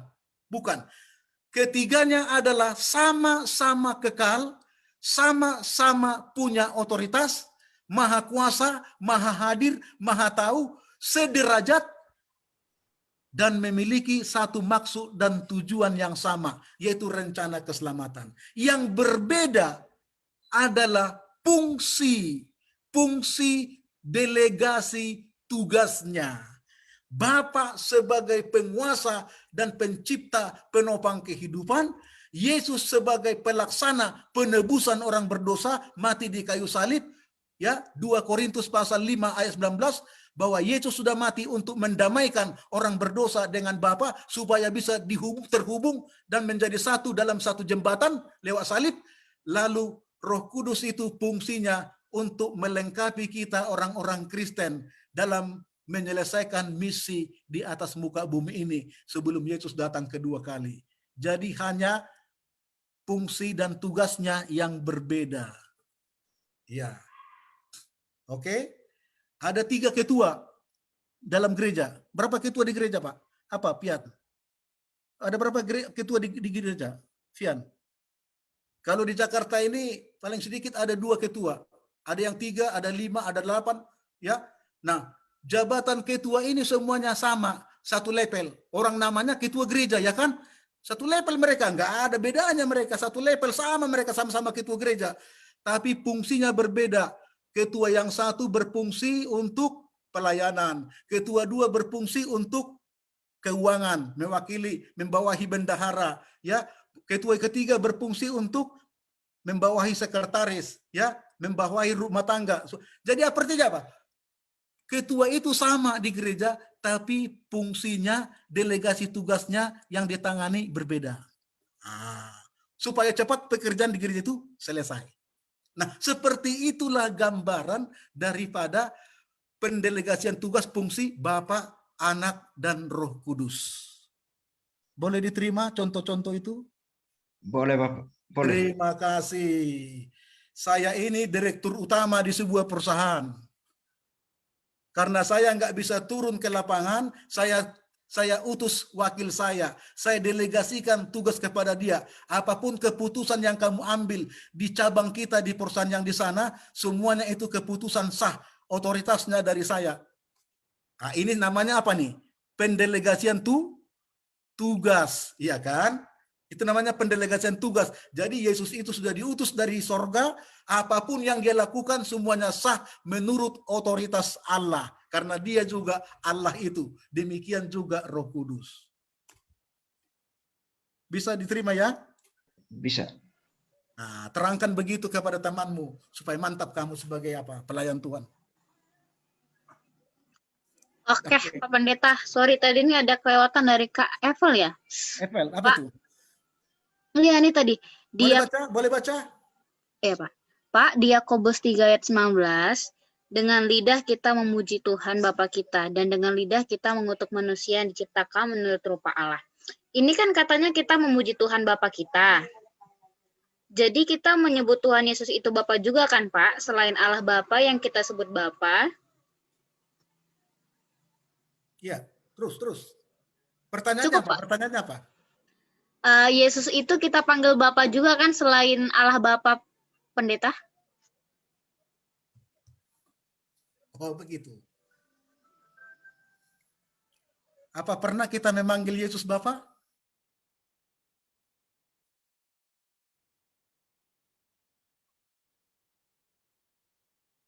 Halo? Ada di antara kelompok kita ini yang pernah memanggil Yesus itu Bapa?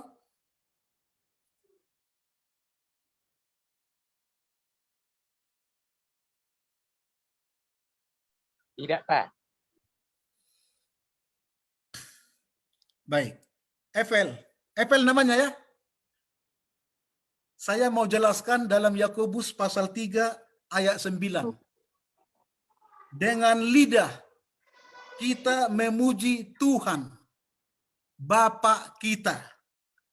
Dan dengan lidah kita mengutuk manusia yang diciptakan menurut rupa Allah.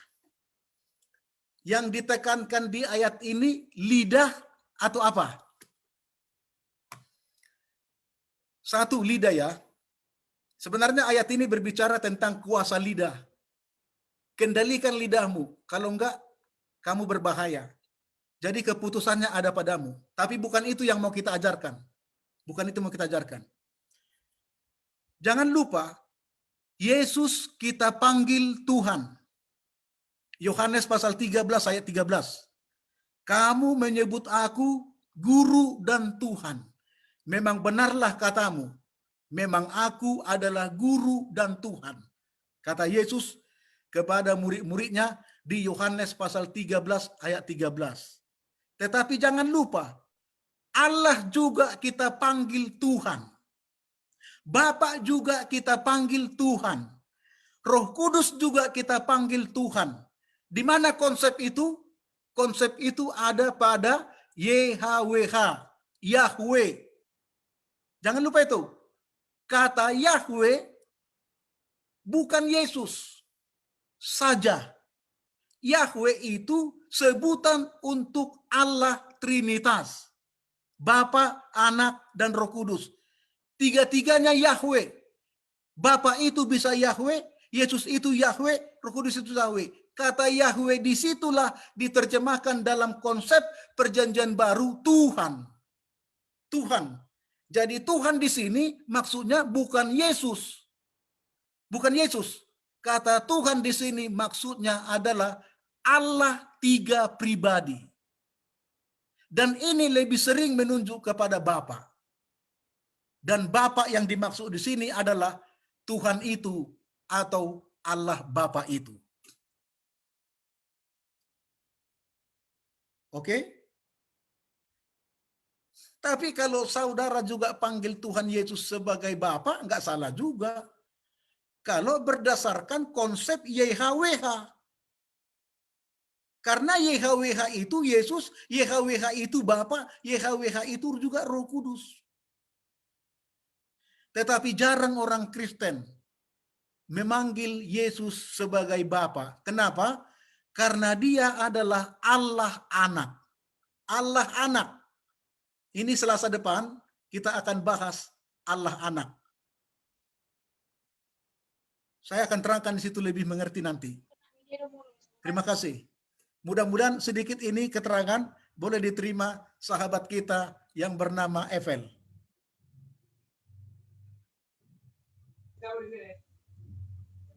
Oke, sepertinya cukup pendeta. Terima kasih. Kita sekarang lanjut ke pertanyaan dari ada dua lagi. Kak Kevin Ruruk. Sir, pertanyaan di dalam kealahan yaitu Trinitas, yakni Bapa, Anak, dan Roh Kudus. Manakah yang lebih besar jabatannya? Apakah Allah Bapa, ataukah Allah Anak, atau Allah Roh Kudus? Atau tiga-tiganya sama semua? Thank you, Sir. Tadi sudah saya jawab. Allah, Bapa, Anak, sederajat, sama kuasa dan otoritasnya, sama kedudukannya, sama kekalnya, sudah ada sejak zaman kekekalan sebelum ada langit dan bumi diciptakan. Yohanes 1 ayat 1. Pada mulanya adalah firman, firman itu bersama-sama dengan Allah, dan firman itu adalah Allah. Ada orang ngambil contoh yang salah. Ada orang ngambil contoh yang salah. Ini menghina kekristenan. Lalu diambil contoh seperti ini. Pada mulanya adalah gelas. Gelas itu bersama-sama dengan cangkir. Cangkir itu adalah gelas. Ini nggak benar. Jadi bikin contoh nggak contoh yang benar gitu loh. Seharusnya bikin contoh yang benar, yang tepat gitu loh kan. Pada mulanya adalah kaca. Kaca itu bersama-sama dengan gelas. Gelas itu adalah kaca. Itu baru benar. Kalau mau bikin contoh. Ya kan? Bahkan ada lagi yang bikin contoh. Pada mulanya adalah gelas. Gelas itu bersama-sama dengan piring. Piring itu adalah gelas. Jadi ada orang bikin contoh yang menyalah-nyalah. Seharusnya kita harus bikin contoh yang benar gitu loh. Dimanapun gelas itu pasti kaca. Karena dalam bahasa Inggris gelas. Gelas bisa gelas, gelas juga bisa kaca. Jadi kembali lagi, yang berbeda itu adalah fungsinya. Fungsinya, tugasnya, bukan kedudukannya. Terima kasih. Oke, makasih pendeta. Sudah jelas, Pak Kevin? Sebenarnya sudah dijelaskan tadi, Sir. Waktu pas Tadi? pertanyaan dari siapa tadi ya? Ini Pak, udah nggak usah lagi Pak. Sebenarnya sudah jelas, Sir. Oke. Tadi. Ini waktu Kevin Ruruk ini anak muda yang setia ini. Iya. Baik hati lagi saya lihat dari wajahnya. Iya. Oke, terima kasih. Ada lagi, Tabita? Ada pendeta ke terakhir nih, kayak dari Kak Yasmar. Boleh Yasmar. langsung, Kak? Oke, Yasmar. Apakah Ini rambutnya Yasmar ini lebat kali ya. Saya suka dengan rambutnya ini, Pak. Oke. jadi pertanyaan muncul Bapak bilang pendeta? Nggak kedengaran. Mungkin nggak usah pakai, kalau boleh itu, Pak. Coba bicaranya di depan mic-nya atau kuatkan volumenya. Sudah terdengar Pak pendeta? Kurang. Ya. Tes.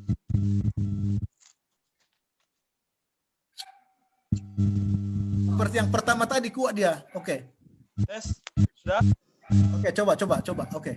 Nah, jadi begini pendeta. Pertanyaan saya muncul ketika Bapak pendeta bilang bahwa di surga itu ada 3 pribadi, yaitu Allah Bapa, Allah Anak, dan Roh Kudus.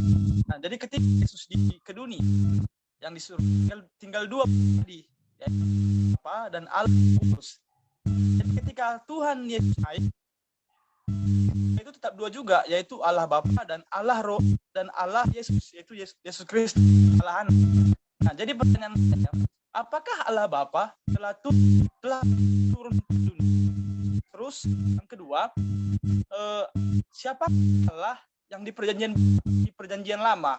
Contohnya seperti ketika ada Hawa pada penciptaan, ketika itu berjalan-jalan di taman itu. Allah siapakah itu? Apakah itu Allah Bapa, Allah Anak, atau Allah Roh Kudus?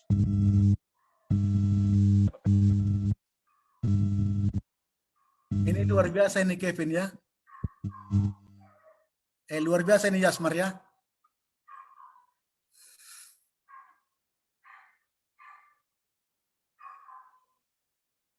Halo? Ya, Pendeta. Yasmar? Tadi saya Oke.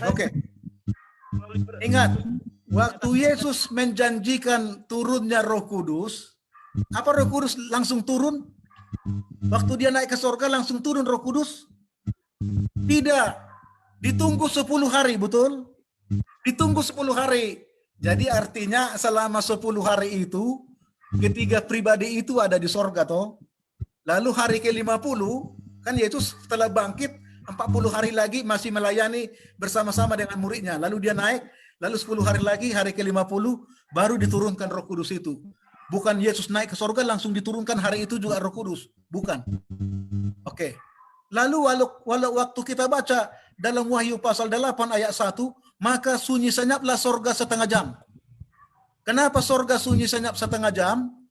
Karena Yesus dengan seluruh malaikat-malaikat yang berlaksa-laksa itu turun ke bumi, maka surga menjadi kosong. Berarti yang ada hanya tinggal 2. Kalau hanya tinggal 2 di surga, sunyi senyaplah surga, sepi. Ya jelas saja. Ya. Kalau Bapak Ibu punya anak banyak, kalau kumpul tahun baru Natal, kumpul semua anak cucu sampai 25, rame. Tapi setelah habis tahun baru, pulang semua ke kampung, ke perantauannya masing-masing, ke tempat kerjanya, tinggallah orang tuanya, kakek nenek di kampung itu. Menjadi sepi mereka, sunyi sepi. Ya, artinya tinggal mereka berdua. Seperti itu gambarannya. Lalu kita kembali ke kejadian. Waktu Adam dan Hawa berjalan-jalan di taman. Lalu datang, siapa yang datang? Bapa, Yesus, atau Roh Kudus yang datang ke taman itu? Kejadian 2 ayat 4. Kejadian 2 ayat 4. Yahweh. Ingat, 8 kali Allah berfirman. Elohim, dabar Elohim. Kejadian 1 ayat 1. Beresit bara Elohim, hasamayim we'et ha'eret. Jadi yang menciptakan langit dan bumi dan segala isinya itu adalah Elohim. 8 kali dikatakan kata Elohim. Tetapi waktu langit dan bumi diselesaikan, nama yang menciptakan langit dan bumi itu disebut dengan YHWH. Kejadian 2 ayat 4. Artinya YHWH itu adalah Trinitas. Jadi yang datang ke taman itu adalah YHWH. Tetapi bisa jadi Bapa. Kenapa? Karena sebelum jatuh ke dalam dosa, gambaran rohani sekarang ini, kita ditebus dari dosa, dibenarkan dan dikuduskan, maka kita menjadi orang benar, dan di pemandangan Tuhan kita menjadi orang yang dibenarkan, tidak ada kesalahannya, maka kita layak memanggil Allah itu Bapa. Hubungan anak dengan Bapa. Anak memanggil Allah itu Bapa. Adam itu disebutkan anak Allah. Jangan lupa. Lukas pasal 3 ayat 53 kalau tidak salah, atau 36. Adam itu anak Allah. Jadi kalau Adam anak Allah, maka Adam memanggil yang datang ke Taman Eden itu adalah Allah Bapa. Makanya dia panggil Bapanya. Oke? Sebelum jatuh ke dalam dosa, Adam itu anak Allah. Dan dia memanggil Tuhan dengan Bapa. Allah Bapa. Halo Yasmar. Boleh? Boleh Pak Pendeta. Tadi ada Bapak ya Pak Pendeta ya? Saya nggak katakan, saya hanya terangkan saja. Ya, berarti nggak ada kebuktian ya Pak Pendeta. Jadi seperti itu. Itu keyakinan saya. Pertama, YHWH. YHWH itu bisa 3 pribadi. Lalu yang kedua, karena sebelum berdosa, Adam disebut anak Allah. Maka kalau dia anak Allah, maka anak panggil penciptanya, bapaknya. Sama seperti saya dengan bapak saya. Saya panggil bapak di rumah. Oke? Oke, Pendeta. Hubungan yang akrab dan dekat, intim. Ya, kan kita kan belum hubungan dekat, kita Yasmar ya. Maka saya panggil kamu Yasmar. Kalau hubungan kita dekat dan intim, saya akan panggil kamu Dek. Gimana kabarmu Dek? Adik saya kamu. Ya, tapi karena belum dekat, belum intim, saya panggil namamu. Ya. Kalau jabatanmu tinggi, saya panggil kamu dengan Bapak Direktur. Apa artinya? Panggilan itu berhubungan dengan hubungan. Jadi Yesus mau hubungan kita itu satu keluarga rohani dengan Allah. Makanya panggillah Bapa, berdoalah Bapa kami yang di surga. Oke, terima kasih Pak Pendeta. Mungkin sudah cukup. Orang Kristen ini dekat sekali dengan Tuhannya. Masa Tuhannya dipanggil Bapak, Bapak kasih uang dong, aku mau. Ya. Sementara yang lain, Allahu Akbar, waduh jauh sekali, terlalu besar Allah itu, sehingga susah dijangkau di sorga dengan di bumi. Terus yang lain, santai katanya, setengah dekat, setengah jauh. Oke.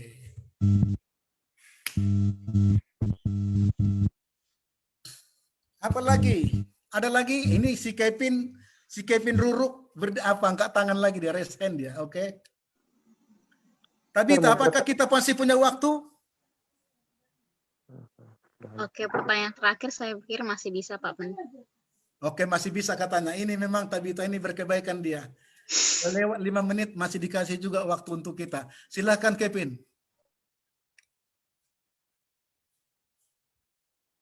Jangan-jangan pendeta yang nggak mau jawab lagi nih. Kevin yang jauh, yang ada di Tanah Toraja, ayo. Sir, mau bertanya, Sir. Boleh. Kalau di dalam penciptaan kan Tuhan menciptakan langit dan bumi, itu tertulis. Nah, pertanyaan, apakah itu di dalam penciptaan itu tiga-tiganya berperan semua di dalam situ? Trinitas, yaitu Allah Bapa, Allah Anak, dan Roh Kudus. Di Baik. perjanjian lama semua itu, apakah tiga-tiganya itu semua yang berperan di dalam perjanjian lama, Sir? Terima kasih, Sir. Oke. Prinsip yang kita akui dan imani, pada mulanya Allah menciptakan langit dan bumi. Sudah? Kata Allah di sana Elohim. Jangan lupa, kata Allah di sana Elohim. Allah untuk tunggal selalu ditulis El atau Eloha. Eloha, bahwa Allah itu satu. Sudah, tunggal. Tapi berakhiran im. Semua kata benda dalam bahasa Ibrani yang berakhiran im menunjukkan plural, jamak. Jadi Elohim di sana sudah tersirat, ada maksud yang mau diterangkan bahwa Allah yang menciptakan langit dan bumi itu adalah plural dari kata Elohim. Sudah? Lalu ayat 2. Bumi belum berbentuk dan kosong. Gelap gulita meliputi samudra raya dan roh Allah melayang-layang di atas permukaan air. Dalam prinsip yang kita imani, kita terima dari ajaran Alkitab, kata roh Allah itu menunjuk kepada Roh Kudus. Bukan roh yang keluar dari Allah atau roh yang keluar dari Kristus, tetapi Roh Kudus. Jadi dalam Kejadian 1 ayat 1 dan 2 sudah tersirat di dalamnya, walaupun tidak disebutkan, tetapi sudah tersirat konsep prinsip tentang Trinitas itu ada di sana. Makasih. Terima kasih pertemuan kita malam ini.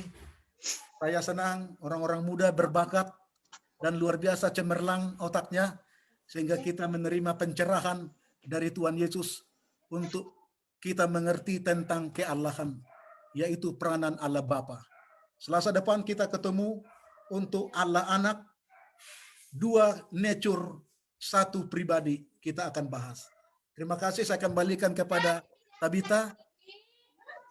Oke, sebelumnya terima kasih banyak pendeta, satu pelajaran yang bagus sekali mengingatkan kita kembali akan doktrin kita ya. Kemudian juga atas jawaban-jawaban dari semua pertanyaan yang sudah masuk. Sekarang sebelum kita menutup acara kita akan mendengarkan pengumuman dari host. Silakan host. Terima kasih Tabita, terima kasih Pendeta Asnawi yang sudah menyampaikan. Sama-sama. Sedikit pengumuman kepada kita yang masih hadir pada malam hari ini. Di sini kita tadi sudah kirimkan daftar hadir KPA dan di sana kita boleh isi nama kita dan topik doa yang ingin mau doakan. Nanti topik doanya bisa kita kirimkan sama pendeta pembicara kita untuk mendoakan teman-teman. Dan Selasa depan kita juga tetap diundang untuk bisa hadir kembali di part ketiga di pelajaran dari Pendeta Asnawi. Terima kasih. Oke Kak, untuk menutup acara kita akan berdoa yang akan dipimpin oleh Pendeta Asnawi Hutagalung. Mari kita bersatu di dalam doa. Bapa kami yang bersemayam di dalam surga, kami bersyukur berterima kasih. Tuhan begitu baik. Allah yang penuh kasih karunia, Allah yang ajaib di dalam kehidupan kami. Terima kasih waktu yang Tuhan berikan kepada kami, sekalipun kami terhubung dan bertemu lewat Zoom virtual ini, yang sedang kami bahas tentang Allah Bapa dalam peranan di alam semesta ini sebagai oknum pribadi yang pertama dari keallahan itu. Adalah satu-satunya sumber segala sesuatu yang kami butuhkan. Bukan hanya kebutuhan jiwa, kebutuhan fisik, makan minum sehari-hari, tetapi kebutuhan hikmat, kebutuhan pengetahuan, kebutuhan akal budi, kebutuhan kuasa, kebutuhan pengampunan dan keselamatan dosa, kebutuhan untuk membentuk citra Allah di dalam kehidupan kami yang sudah jatuh ke dalam dosa ini. Terima kasih Bapa, biarlah kami diterangi oleh Roh Kudus, supaya pelajaran ini dapat kami mengerti, terutama orang-orang muda yang sedang belajar sungguh-sungguh tentang Tuhan, supaya dengan demikian mereka hidup di dalam kegembiraan sukacita, dalam kebahagiaan, dan di dalam keselamatan bersama dengan Tuhan. Terima kasih untuk segala kebaikan dan anugerah-Mu malam ini. Pertemukan kami untuk Selasa depan dalam Bible Study, di mana kami rindu Alkitab akan membukakan kebenaran demi kebenarannya sendiri kepada kami, yang perlu untuk kami membangun hubungan kami dengan Tuhan dan hubungan kami satu dengan yang lain sebagai umat manusia di dunia ini. Bapa, berkati kami semuanya untuk peserta Zoom KPA PAG ini Tuhan, supaya berkat-berkat Tuhan boleh menjadi bahagian kami. Bagi orang tua di dalam rumah tangga sebagai pelindung, pengayom, dan sumber nafkah, diberkati kebutuhan-kebutuhan rumah tangga. Bagi orang tua yang bekerja, biarlah mereka diberkati dalam segala usaha tangan dan tugas-tugas mereka. Bagi orang-orang muda yang masih studi, mereka berhasil di dalam pelajaran dan pendidikan mereka, mendapatkan pengetahuan, hikmat, dan otak yang cemerlang. Bagi orang-orang muda yang bekerja dan berkarir, maka tugas-tugas pekerjaan mereka, karir mereka semakin maju dan menanjak. Kesejahteraan-kesejahteraan boleh menjadi bagian mereka. Bukan hanya memiliki otak yang cemerlang, tetapi pekerjaan yang gemilang demi menggapai cita-cita kehidupan, bukan hanya cita-cita duniawi untuk posisi-posisi jabatan-jabatan di dunia ini, tetapi cita-cita yang mulia bersama dengan Tuhan Yesus di dalam kebenaran, di dalam kesalehan, di dalam kesucian, di dalam membangun karakter seperti Kristus, dan di dalam kesetiaan untuk keselamatan hidup yang kekal selama-lamanya bersama dengan Yesus bila mana engkau datang yang kedua kali. Bapa, peliharakanlah kehidupan kami masing-masing, terutama orang-orang muda yang memiliki berbagai bakat, talenta, kemampuan, kesanggupan, tetapi memiliki juga banyak pencobaan dan tantangan dari dunia dan sekitar kehidupan mereka. Kami yakin dan percaya Tuhan bersama dengan orang-orang muda ini untuk mengawasi dan memberikan kepada mereka kekuatan dan kecemerlangan pada masa muda mereka. Biarlah kami semuanya terlindung di dalam Tuhan, karena Engkaulah tempat perteduhan kami yang kekal. Engkaulah benteng keselamatan kami yang kekal. Kepadamulah kami serahkan badan jiwa kami untuk sepanjang malam ini istirahat.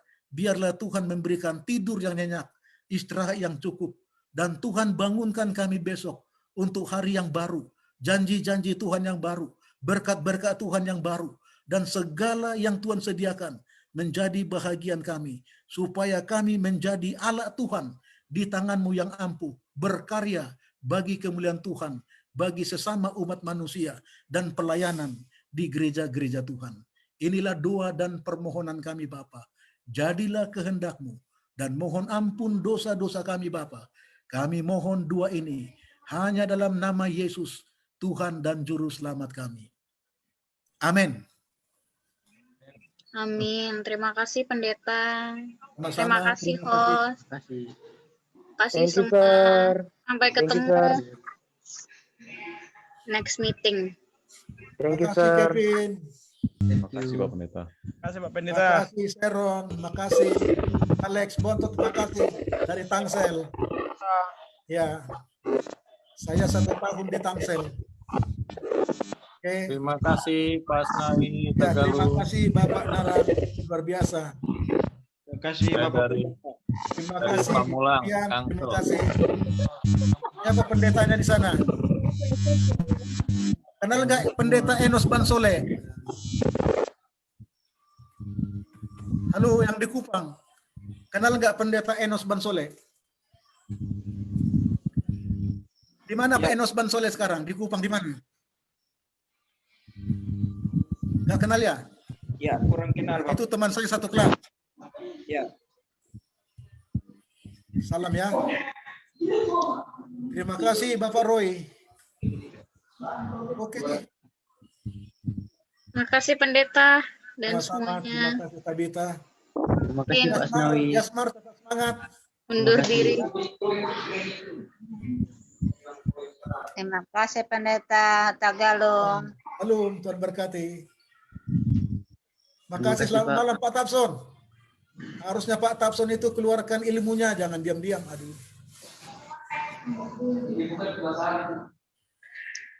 Salam kenal semua. Ya, kenal sudah kenal ya. Kenal. Jadi Dari Pak, mana ini? Dari mana? Dari mana? Ya, Dari mana? dari Sulteng, Palu. Sulteng. Sulteng. Ya, Sulawesi Sama Tengah. dengan Kevin Rurup. Sama dengan Kevin Rurup, ya. Kevin dulu dari mana? Salam kenal. Dari Tanah Toraja dia itu. Oh, Low. salam kenal. Mantap Jadi Pak Pak Asnawi Pendeta ilmunya. Terima kasih banyak. satu kelas dengan Enos dulu. Nah, Enos Pendeta Bansole. Enos itu Pendeta Enos externship-nya di Kebayoran Baru, Gandaria waktu itu.